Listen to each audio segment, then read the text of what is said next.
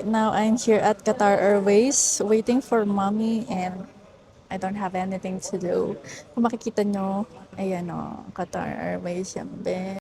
At ako ito, tangang upo lang sa lobby. Ang ganda dito, oh. Ang mayaman, be. Parang gusto ko pag nagkabahay ako, meron akong ganyan. Ayan. Bago ka makapasok doon sa pinaka-garden namin, dapat merong ganyan. Ayan. Dapat di ID yung mga bisita, ha. Hindi pwedeng walang ID yung bisita, naku. Hindi kayo makakapasok. Kaya dapat, magpapa-register muna kayo sa system ng, IT ko. Pumasok na si mami doon sa, sa dati ng office. Ewan ko kung anong gagawin na dito. Pero ako, ito lang. Samang tambay lang, tamang tingin-tingin. Yung parang, yung taga-probinsya ka na naghahanap ng trabaho sa Manila. Kasi ang ganda naman kasi ng design, tignan na naman. Oh, ang ganda ng design, di ba? Kaya ba yung design ng babong nila dito, Bi? Oh, para akong tangang nakatingin lang sa taas. Parang kung titingnan mo, parang welcome na basahan lang ako dito. Tapos, napaupo sa lobby. Yung mga tao dito, kagalang-galang. Tingnan nyo itong maglalakad, oh. Tingnan nyo, oh. Nakasuit and tie, putik na yan, oh. Never ko naranasan magganyan.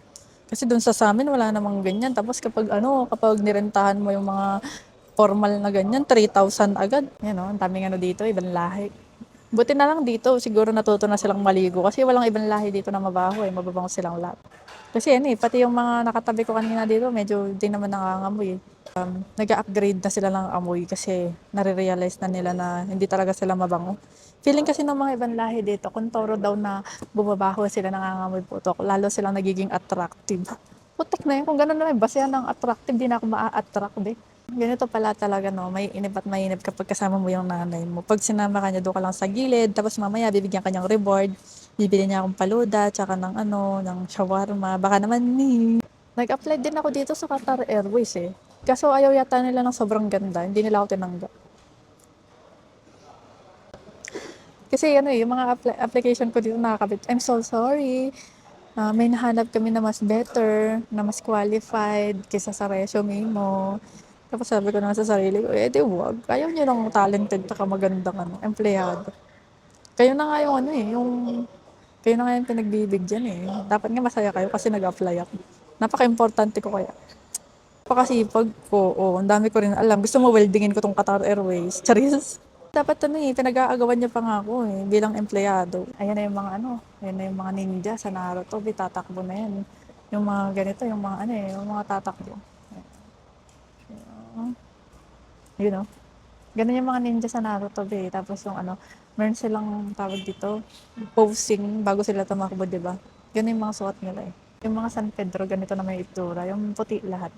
Ayan. Yung parang kukuhanin ka na ng langit, tapos meron siya kasama may hawak-hawak siyang chicken. Tumataba na ako dito kasi ang daming pagkain eh. Doon kasi sa Pinas wala akong trabaho, wala akong makain. Buti sila dito may trabaho. Tapos yung mga pagkain nila sa rep, ako na yung kumakain. Kasi sayang, di ba, baka masira. Di ko nga alam paano ako napadpad dito sa Qatar eh. Parang paggising ko na lang, bigla sabi ni mami, oh, isasama kita dito ha.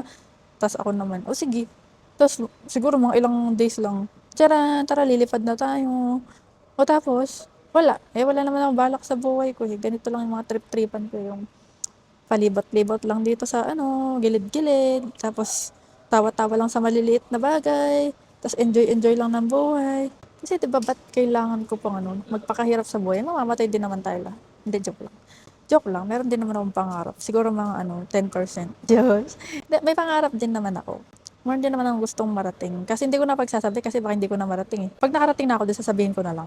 Yan, ipopost ko na lang na, uy, pangarap ko na to, nandito na ako, hello. Secret na muna tayo. Alam mo kasi meron mga naniniwala ako doon sa mga evil eye na yan. Yung kapag meron tao na ayaw kang umasenso, parang hihilahin ka niya pababa. Parang pinagpe-pray ka ba niya na hindi ka umangat tsaka umasenso. Hindi, secret na muna. At least, di ba?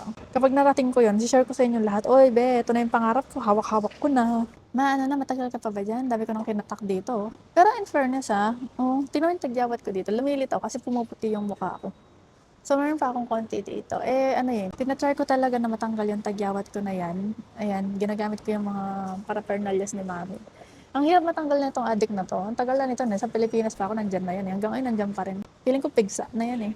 Alam niyo ba, be, yung ko ngayon, yung fasting ko, halos 17 hours na. Tapos nandito pa kami sa labas, sinihintay ko si mami. Alam mo yun, na kaya ko ulit pag-fasting ng 17 hours. Hindi kasi ako pwede bumigat. Kasi magkakasakit ako. Kanina yung tiyan ko talagang kumukurog-kog na nagutom eh. Tapos parang gusto ko na talagang kumain ng ano, shawarma at saka yung, ano pa kasi yung isa? Yung faluda. Yung kinain ko last time tapos nag-video-video ako. Ang sarap kasi nun. Alam mo yung kahit kamay ng mga Indiano talagang ano mo, ma-appreciate mo kasi yung lutong ng chicken, tapos yung alat niya kapag kinain mo, tapos isama mo yung gulay, tsaka yung wrap. Tapos ano, isabay mo pa yung parang halo-halo ng mga Indiano, yung faluda, ang sarap. Ayan na si Mami, ayan na siya, ayan na siya. Ay, bawal ko palang videohan. Pero doon banda. Ayan si Mami, ayan, ganda-ganda. Ayan na siya. All goods? Everything good? Let's go. Tapos na ako tumalak. Nandito na si Mami.